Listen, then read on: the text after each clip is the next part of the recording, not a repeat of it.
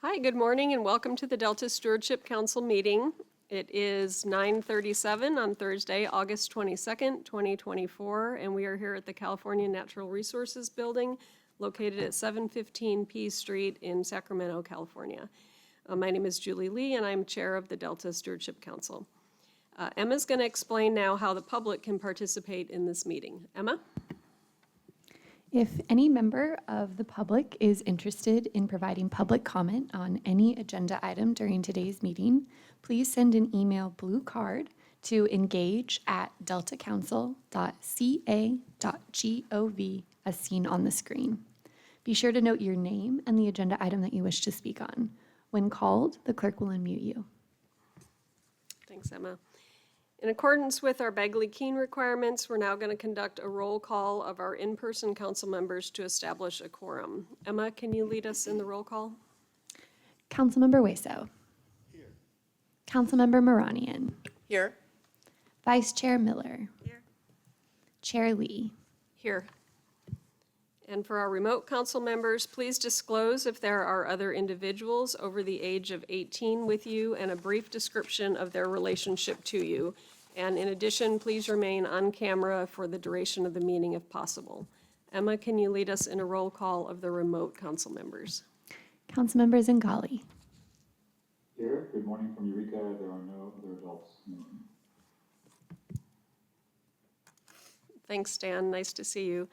I just want to make a note that we have a couple of absences today. So we have 4 council members in person, and I just ask the council members if you could stay in the room for the duration of the meeting. If you need to get up and walk around, that's fine. But if somebody leaves the room, we actually have to take a short break and stop the meeting because we'll lose our in-person quorum. So hopefully everybody's amenable to that. All right, our next item is public comment. It's an item for the public to comment on any topic that is not on the council's agenda today. Any comments on items on the agenda will need to be taken during that item. Emma, do we have any public comments for items not on today's agenda? No, Madam Chair, we do not. All right, thank you. Our next agenda item is consideration and possible adoption of regulations related to the Delta Ecosystem Restoration Management. This is California Code of Regulations, Title 23, Section 5001, and it's Resolution 2024-06. And I'll welcome our panel members, Jeff Henderson, Deputy Executive Officer for Planning and Performance, and Ava Bush, Environmental Program Manager.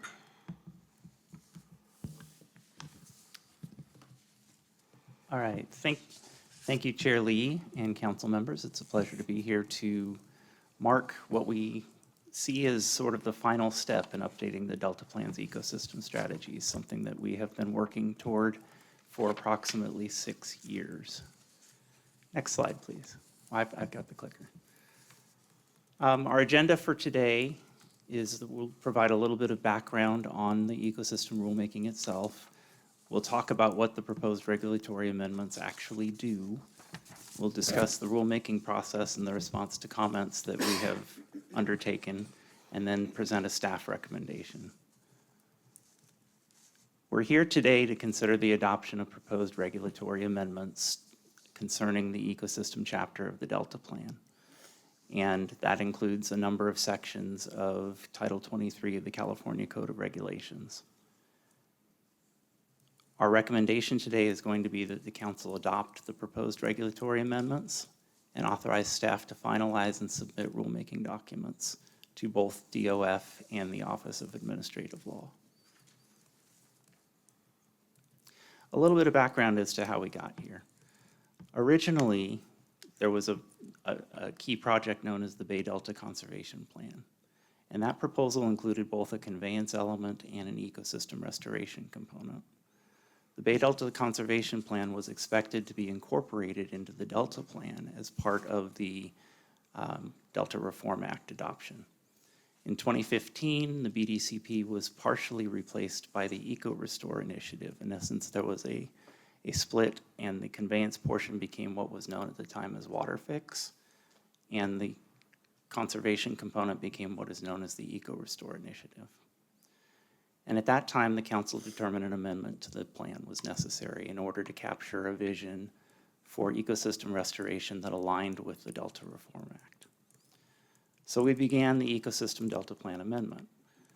It was based on 3 publicly reviewed scientific synthesis papers, and it includes a number of updated core strategies, policies, recommendations, and performance measures.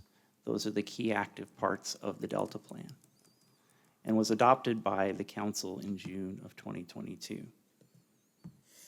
There was a wide variety of public engagement that was associated with the Delta Plan Amendment, including public council and ISP meetings, an interagency committee with state and federal invitees, and more than 20 meetings with NGOs, counties, agricultural groups, water suppliers, and a variety of state, federal, and local agencies. The council adopted the Ecosystem Amendment in June 2022 at their June council meeting.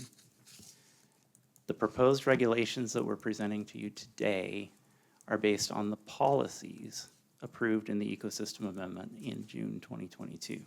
In essence, we're implementing language of policies that were set by the council previously in 2022.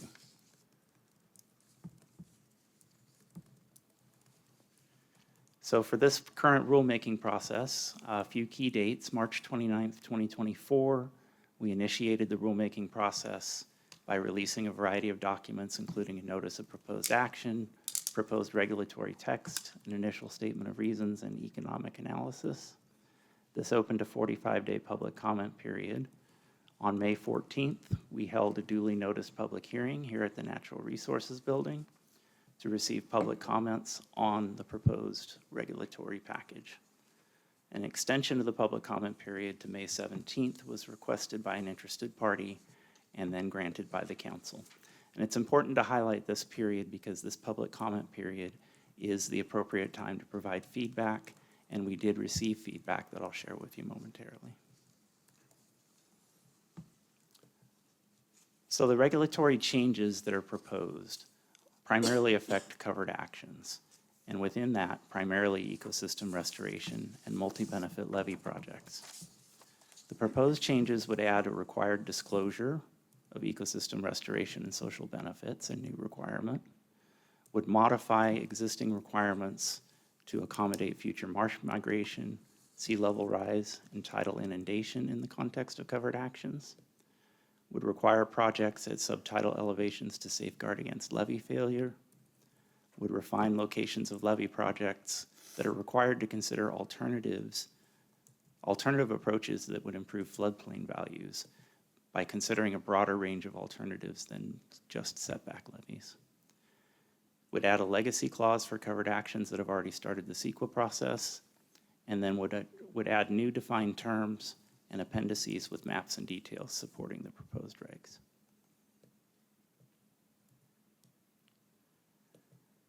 So we did receive 3 comment letters and comments from 8 attendees at the public hearing that we held in May.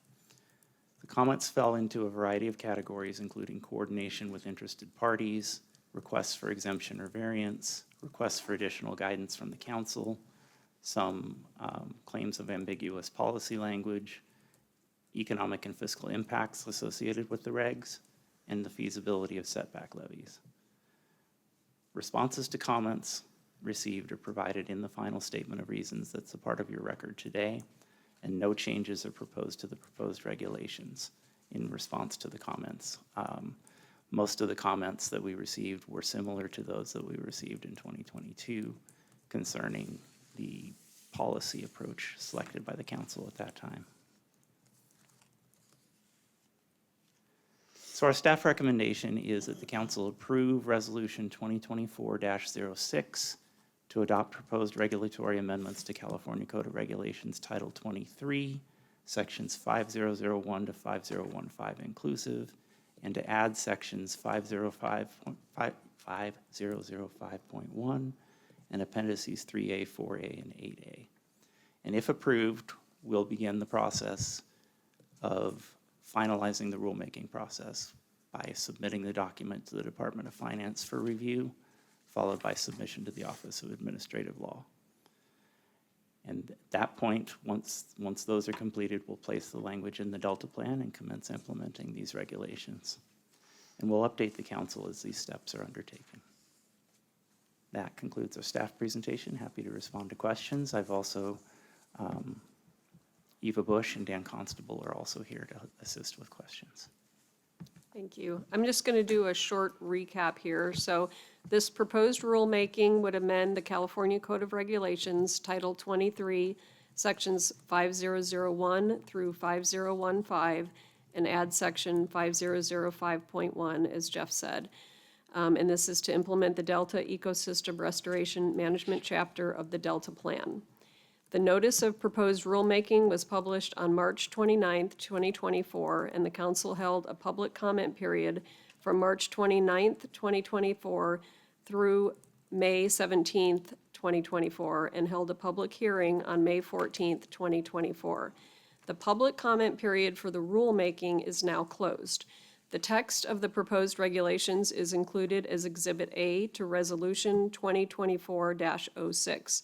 The summary of comments and responses to comments are contained in the final statement of reasons, which is included as Attachment A to the staff report. And I failed to mention earlier that this agenda item is being recorded by a certified court reporter. So we're going to start off with council questions for staff, and then we can hear public comments per the Begley-Keene Act to be followed by our council deliberation. So I'm next going to turn to members of the council and see if any council members have any questions for staff at this time. And I see Dan does. Go ahead, council members Ngali. Thank you, Madam Chair.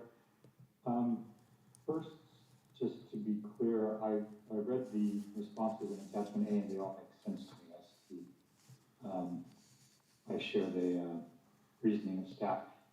But just kind of overarching question, this has been a 6-year process, and at least in response to this comment period, we're saying we made no changes in response to public input, or stakeholder input, as it looks like. Is that could give the impression that after 6 years of process, we didn't change anything in response to listening to anyone, but I feel like that's probably not the case. Can you enlighten me a little bit on that, Jeff? I can assure you that's not the case.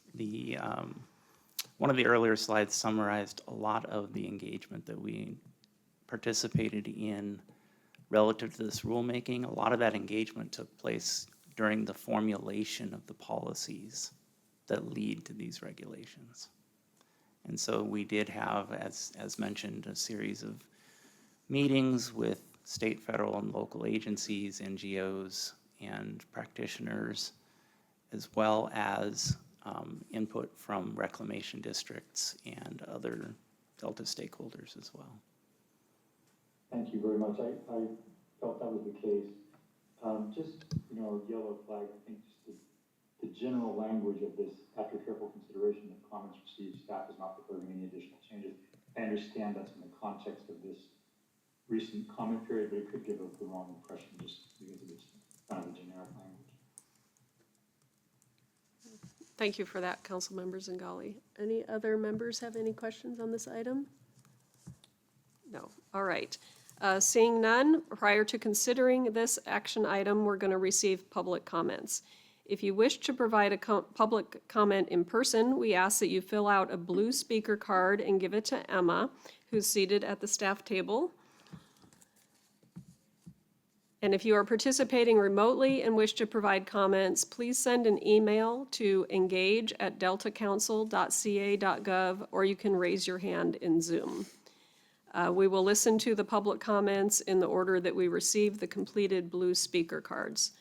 After we hear from everyone who has filled out a speaker card, we're going to hear from anyone else who wishes to provide a comment remotely, and from any latecomers or anyone else who wishes to be heard. We ask in the interest of time that you limit your public comments to 3 minutes per person. And we respectfully request that if you agree with comments made by a prior speaker, simply state that fact and add any new information that you feel is pertinent to the issue. And then finally, when you come up to speak, we ask that you please come to the microphone when you are called. It would be helpful, although not required, to begin by stating your name and identifying the organization you represent, if any. So we'll now begin to receive public comments. Emma, would you please call on our first speaker? Madam Chair, we do not have any public comment. No public comments. All right. And is there anyone online that wishes to make a Oh, public comment? one moment. We have a hand raised Okay. now. OSHA Meserve, you should be able to speak now. Good morning. Can you hear me all right? Yes, ma'am. Oh, thank you. Sorry, I was intending to stop by there in person, but I really didn't know if anyone was there to make a public comment. I'm speaking today for local agencies of the North Delta, and I've been involved in this policy going back to the original version. I'd like to thank staff for working with me and other agencies to come up with a good neighbor checklist that is included in this chapter, and is suggestion at least to try to get early engagement and some early problem solving of things that come up with restoration projects. So I appreciate that. That did happen with it. I do have an ongoing concern about the approach of this chapter, in that, and you can kind of see it if, I don't know if you all looked at the idolized figure of, greater connectivity of riverine systems to the islands in the Delta context is really tough, because you don't have higher elevations, and your tidal. So I think there is still some work to be done. Maybe it can happen in future updates to kind of get more realistic about what's possible in terms of restoration in the Delta. I think that, I have been more involved in the first iteration of this chapter than I was in the second one, but I don't think those concerns have ever been addressed. Having connectivity is not something we can really do on the Delta Islands, and especially with identifying the main channel of the Sacramento River, for instance, as being a target area to increase connectivity. That's really antithetical to flood control. And so I think there's some unrealistic parts of this. And I think over time, we've also heard from many of the Delta engineers about how having to do an analysis every time there's certain kinds of levee improvements to show why it's not possible to create that kind of connectivity increases the costs of levee projects, and may impair the ability to do flood control. That is obviously a priority here. So last concern was just this chapter continues to rely on the 2018 Ocean Protection Council sea level rise projections, which had a high projection of potentially 10.2 feet by 2100. That was retracted by the Ocean Protection Council in 2024, and it's now, I believe, 3.1 feet. And obviously we need the plan for sea level rise, and it's important. I guess it's just, it's probably not best available science, the way that this chapter is referring to that now superseded Ocean Protection Council document. So just some notes for thought for further updates to this chapter and regulations in the future. Thank you. Thank you, Ms. Meserve. Is there anyone else who wishes to make a public comment on this item? Madam Chair, there is not. All right.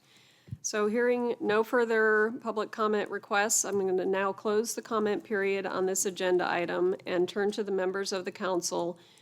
Would any of the council members like to speak on the proposed regulations? No, okay.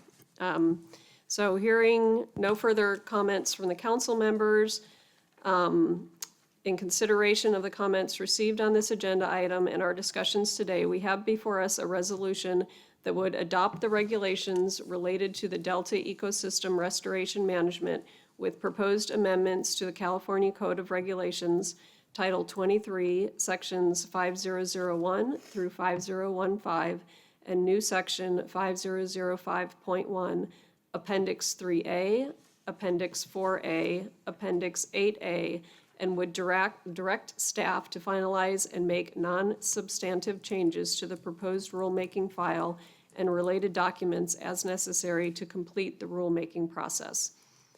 So I'm going to ask the council members, do we have a motion to adopt Resolution 2024-06 for the adoption of regulations related to the Delta ecosystem restoration management?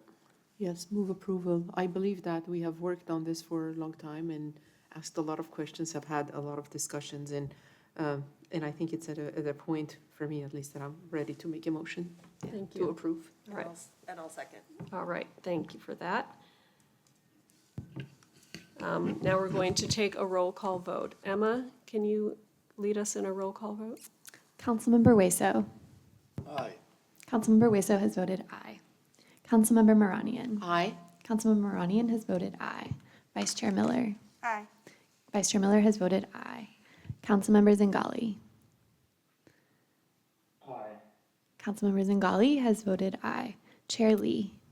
Aye. Chair Lee has voted aye.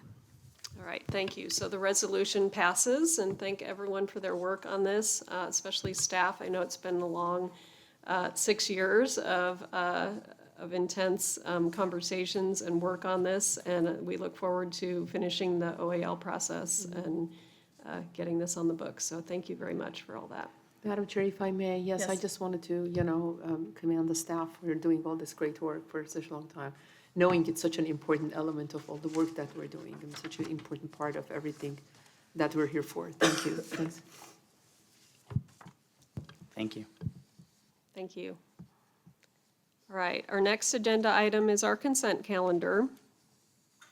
We have 2 items, the adoption of the July 25th, 2024 meeting summary and the consideration and possible approval of a new federal agreement with the U.S. Bureau of Reclamation. Members, do you feel that there's any need for any discussion on any of the items on the consent calendar? I would move approval. Second?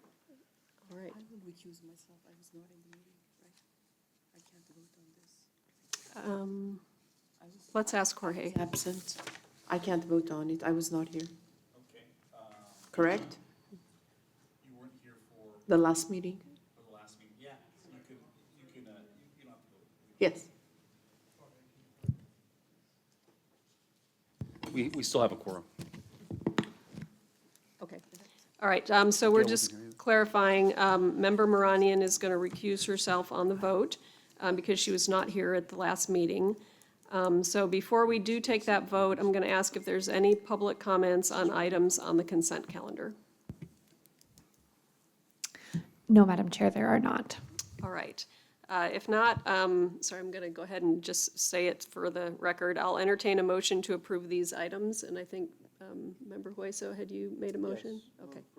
All right. And I second. And Gail seconds.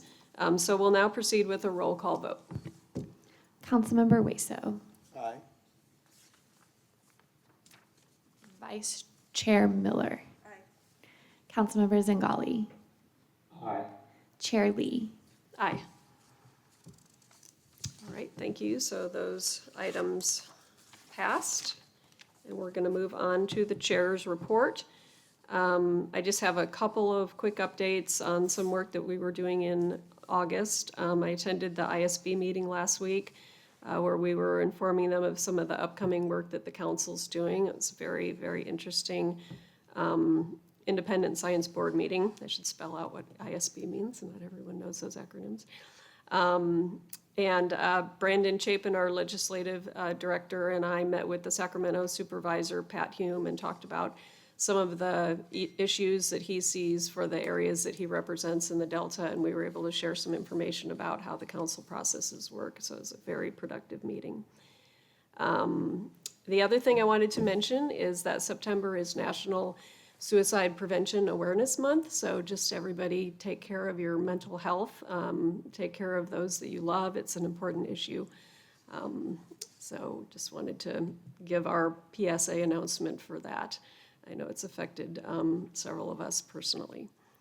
Next, I'm going to turn it over to Jessica Pearson for the Executive Officer's Report.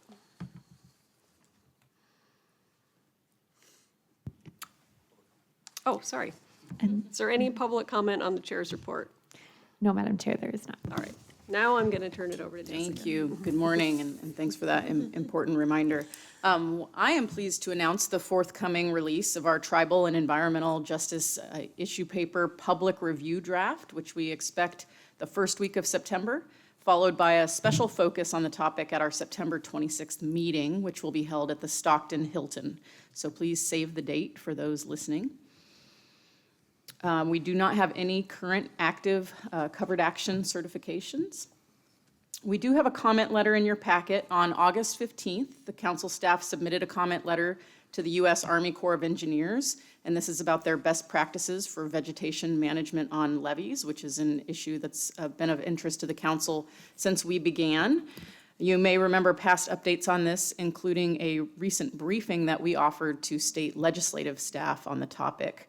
So the letter recommends that the Army Corps adopt their best practices for vegetation management on levees, which would allow more flexibility for vegetation to occur on delta levees, among other national levees, and encourages further consideration of how they implement the policy, and as well as how that intersects with habitat recovery.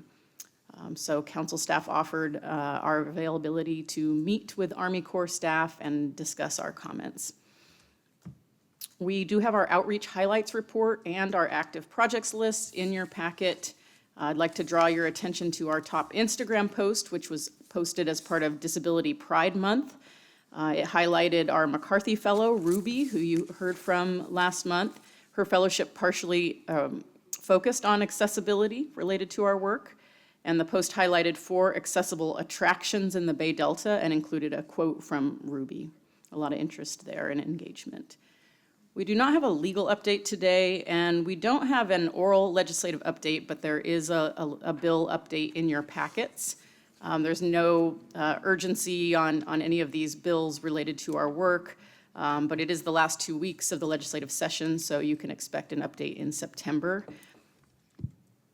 And then next, for the rest of the meeting, we're going to hear from Delta lead scientist Lisa Marie Wyndham-Myers as she gives us some program updates for the Delta Science program, and a review of our By the Numbers report. And so that's all I have for today, unless there are any questions. I don't have any. Nope. All right. Thank you. Are there any public comments on this item? I remembered. No, Madam Chair, there are not. All right, thank you. All right, I'm going to turn it over now to Lisa Marie Wyndham-Myers, our Delta lead scientist, to give us an update. Great, thank you so much, Chair Lee. And I only have a few things to update on of different projects that we've been working on and things you've already heard about. So the first one is the feedback that we've gotten on the Grand Challenges essay that was produced through multiple years and multiple conversations to devise a plan to update the Delta Science Plan. So the Delta Science Plan has to be updated every 5 years. It's part of the Delta Reform Act.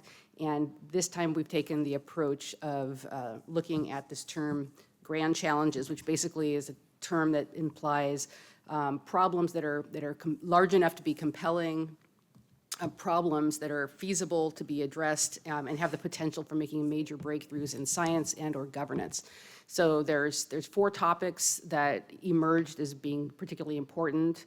They primarily dealt with things like change, environmental changes, for example, that are challenging, and also flows of knowledge, flows of information. So if you're interested in looking at the challenges, it's on the website. You can see the draft challenges. We're working right now on incorporating feedback. We've gotten 10 responses that provided not just positive comments, but also suggestions of tools and approaches to help achieve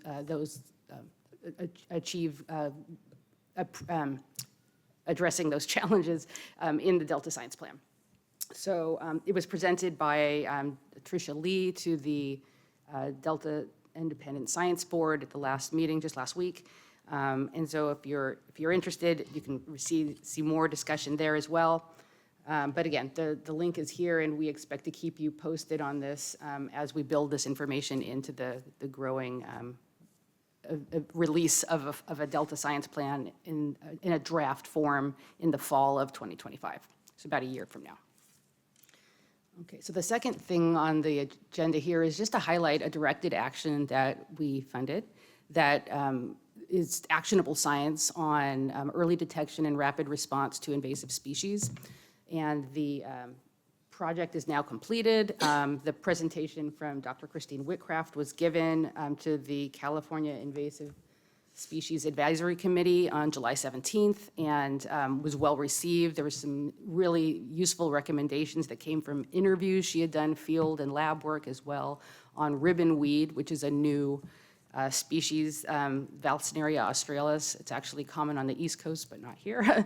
And so the issue is, species come in and we don't know, we don't have a real chain of command of authority for detection, reporting, monitoring, and so on. So she was really looking at sort of the governance of that. How do we get a better system?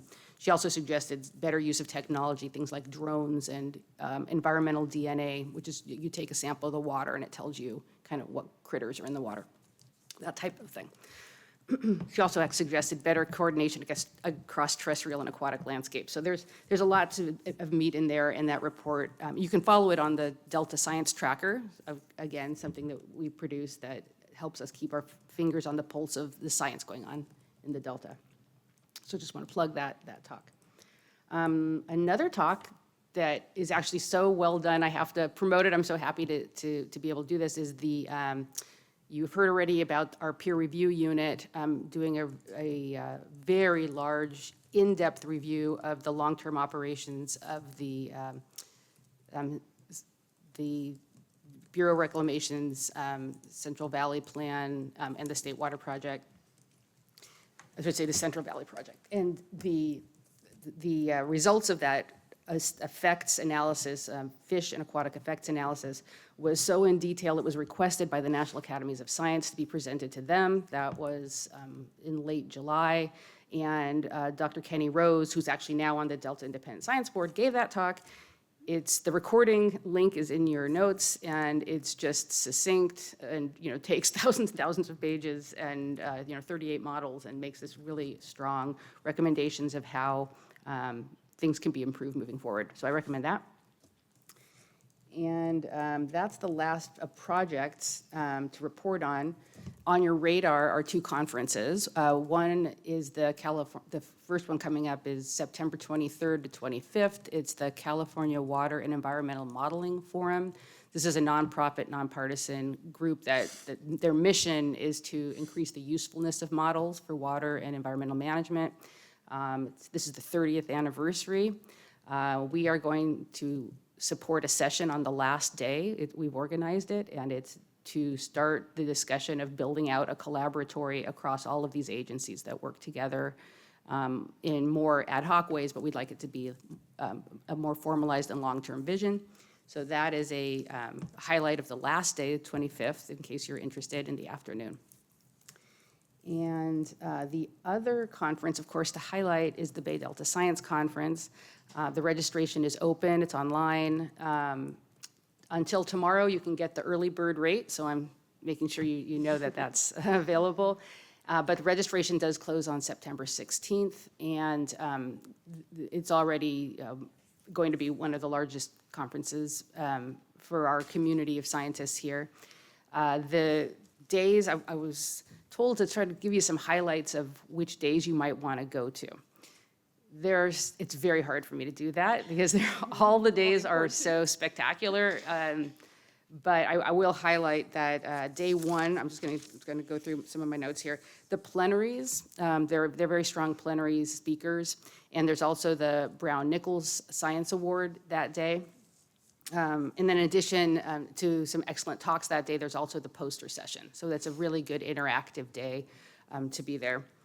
The second day, topically might be interesting to you all because of topics you brought up in the past, but so harmful algal blooms, the topic that day, the healthy rivers and landscapes implementation, formerly called the voluntary agreements, has a special session that day. The Delta Residents Survey is going to be talked about that day. The CSAMP, the Collaborative Science and Adaptive Management team that we meet with regularly, They have a special session that day, so that's a good one.